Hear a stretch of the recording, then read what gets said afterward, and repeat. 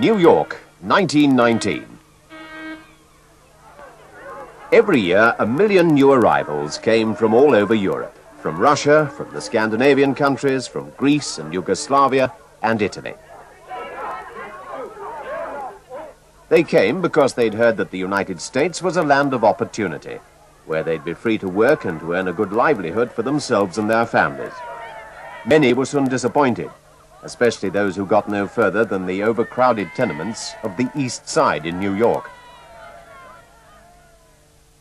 By the beginning of the 1920s, the United States of America was already the world's largest industrial power. Here in the northeastern states, people earned their living from iron and steel.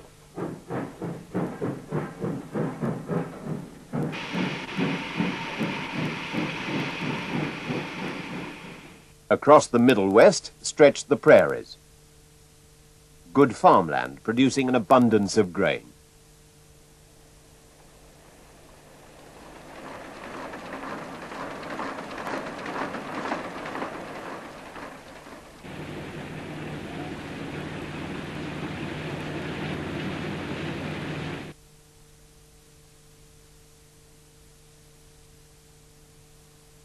Down in the southern states, blacks still did the heavy manual work, as they'd always done since the days of slavery.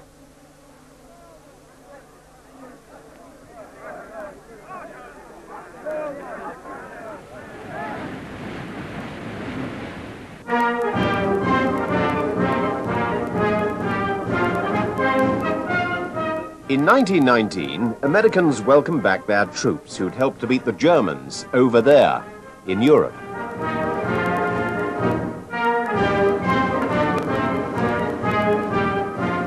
President Woodrow Wilson returned from the peace conferences, eager to win his people's approval of the Versailles Treaty.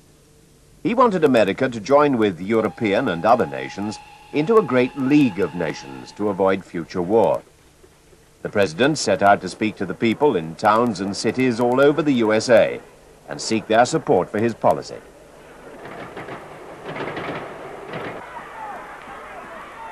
But Wilson was never a robust man. He was living on his nerves, and he broke down under the strain of the tour.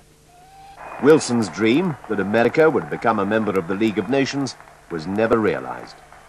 America wanted isolation from Europe. The president ended his term of office as an invalid. The American Congress rejected membership of the League of Nations. America desired no part in the affairs of Europe.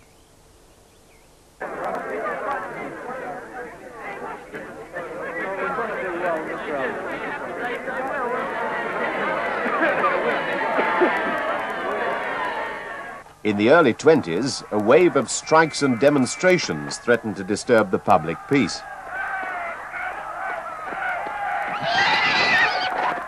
Many Americans were convinced that communists and anarchists were plotting a revolution in America. These two Italian Americans, Sacco and Vanzetti, were arrested in 1920 on slender evidence for robbery and manslaughter. However, they were known to be anarchists, and the jury found them guilty. Both men were sentenced to the electric chair. In this atmosphere of violence and tension, thousands of newcomers, most of them blameless, were forced to leave the country. Warren Harding became president in 1920. He promised to put America first. Harding had owned a newspaper in the small town of Marion, Ohio. The thinking of American small towns had always exerted a great influence on American politicians. It was pressure from the small towns, especially from the women, that brought in the famous 18th Amendment to the American Constitution, prohibition of the selling and buying of alcoholic drink. The saloon is well named the Poor Man's Club. It keeps its members and their families always poor. If you believe that the traffic in alcohol does more harm than good, help stop it. Close the saloons. Prohibition posters set out to convince Americans that sin, like gin, could be poured away. In spite of prohibition, for many Americans, the good times were beginning.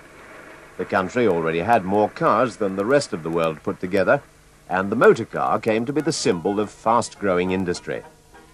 The owner of a family car not only gained respect in the eyes of his neighbors, he also found a new source of pleasure and adventure for the whole family. Americans began to discover what lay beyond their own backyards.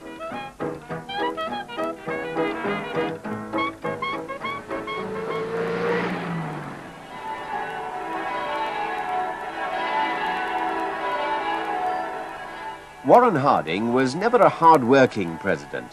Most of all, he enjoyed relaxing with his old cronies from Ohio. Many members of this Ohio gang now held office in government departments.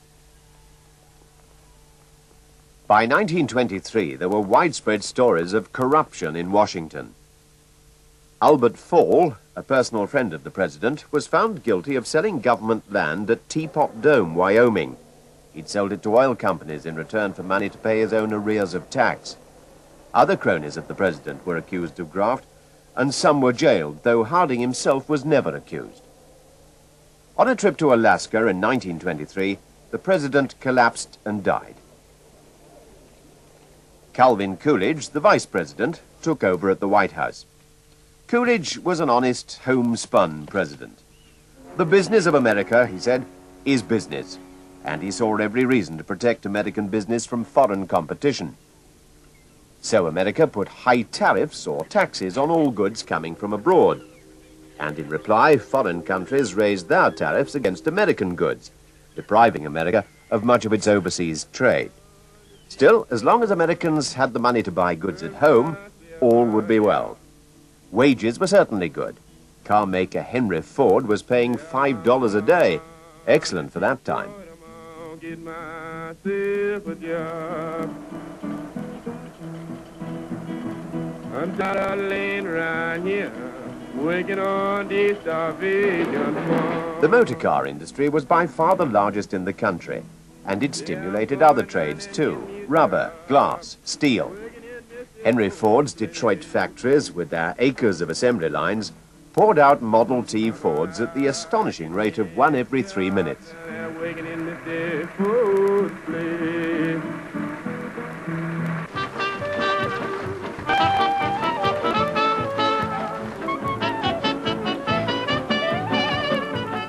The 20s were the years of growth and boom in all consumer industries. This was the era of mass production, of new gadgets and new fashions. Radios, refrigerators, electric cleaners, washing machines, telephones, typewriters. And it was the era of the skyscrapers, mushrooming to house giant and expanding businesses. The American public was being pressurized to spend more and more in the shops. There she is, there's what keeps me up at night. Oh, gee whiz, there's why I can't eat a bite. Those flaming eyes, that flaming you. Oh, mister. The 20s was the great age of silent movies, as cinemas replaced music halls and theaters. See her coming down the street. Now I ask you very confidentially, ain't she sweet? And it was the golden age of comedy and the slapstick antics of Harold Lloyd.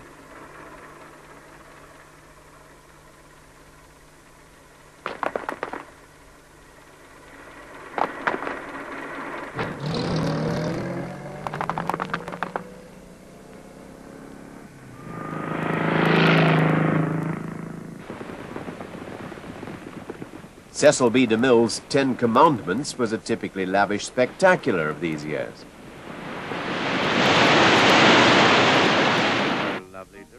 Commercial advertisers were quick to use the new medium of cinema. But I must repeat, I must. Don't you think she's kind of neat? But you must tell me very confidentially, ain't she sweet? Ain't she sweet? See her coming down. Radio programs put out regular commercials to reach people in their own houses, and salesmen called to demonstrate their wares. Ain't she nice? Look her over once or twice. Now I ask you very confidentially, ain't she nice? Advertisers were constantly trying to persuade people to buy more by flooding them with advertisements in magazines, on billboards, in newspapers, and mail-order catalogs. I repeat, Don't you think she's kind of neat? And I ask you very confidentially, ain't she sweet? Oh, dear. But it was pointless for advertisers to appeal to those people who could scarcely afford to fill the hungry mouths of their families, let alone buy radios, telephones, or motor cars.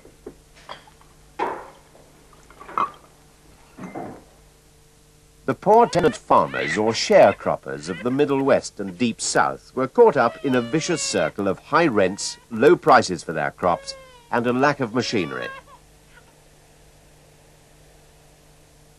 There were thousands of evictions. Poor people were being forced to leave the land and set off to find work out west or up north in the industrial cities.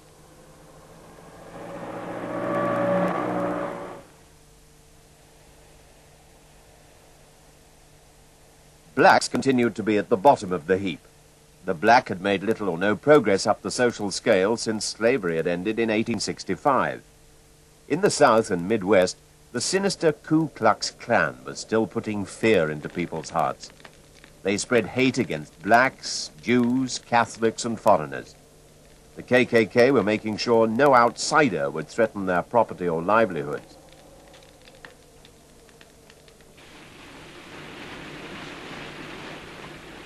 Grain poured from the American prairies, but places were disaster low. They had stopped governments from buying American produce.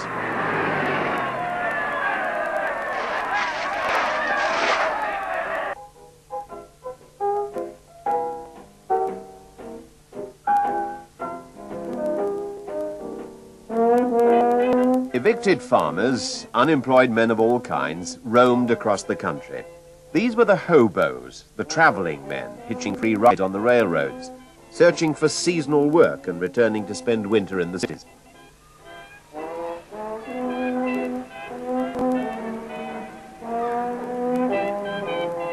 There were still urban workers like miners and craftsmen, fathers of families who were in unstable employment or sweated for low wages.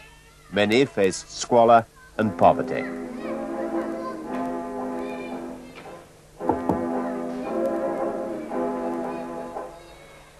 Prohibition of the sale of alcohol was one of the most abused laws in American history. Bars and saloons were now illegal, but speakeasies or drinking clubs sprang up everywhere.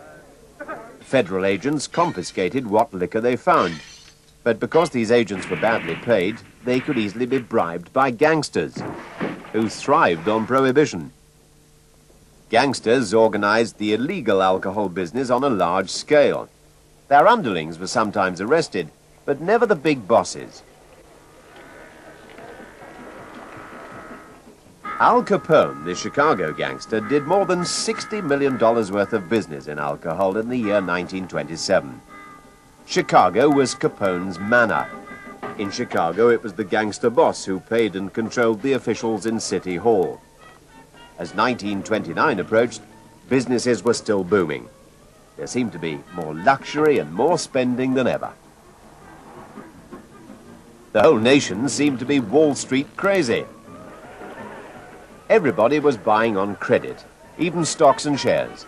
Small grocers and shoeshine boys bid for company shares and bought them from pavement stockbrokers on hire purchase for a few dollars down. Everything was on credit, and everyone lived on the profits someone else was expected to make.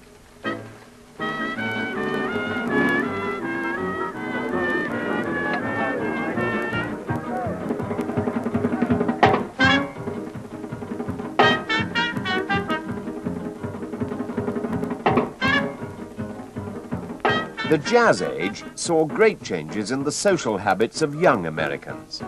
They had cars and they visited dance halls and nightclubs where the music of ragtime and jazz gave black musicians an escape route from poverty. It was the age of crazes. Dances like the Charleston and the Black Bottom swept the country.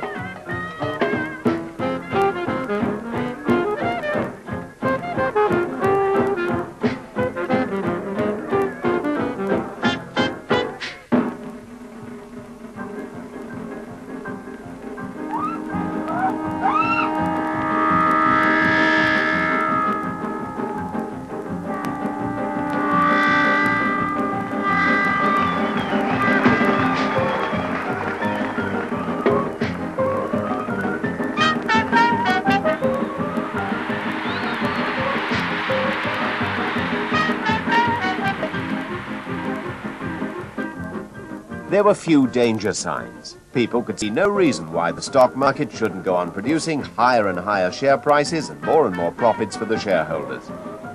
But their confidence collapsed on the day that several companies went bankrupt, the 24th of October, 1929. Panic set in, and people started to sell their stocks and shares for whatever price they could get. Nearly 13 million shares changed hands that first day, but in the days that followed, prices plummeted to rock bottom.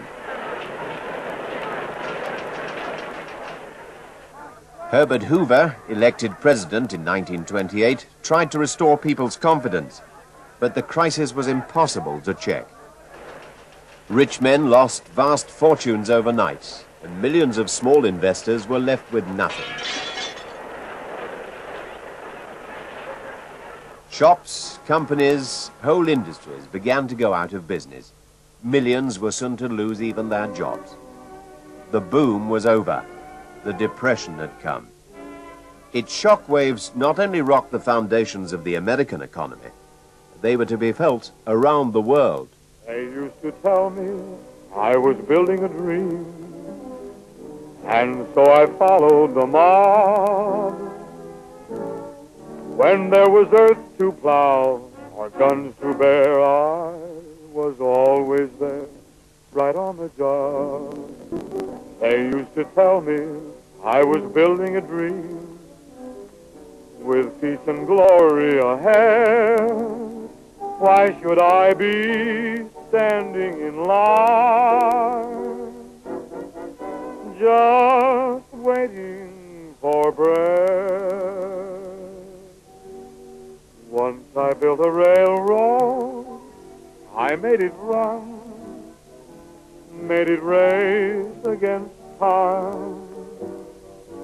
Once I built a railroad, now it's done, brother, and paradise. Once I built a tower up to the sun, brick and rivet and lime. Once I built a tower, now it's done, brother, and it's paradise.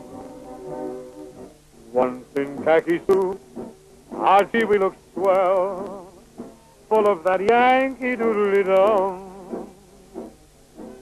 500,000 boots went slugging through hell, and I was the kid with a drum. Oh, say, don't you remember? They called me Al. It was Al all the time. Hey, don't you remember? I'm your pal, buddy, can you spare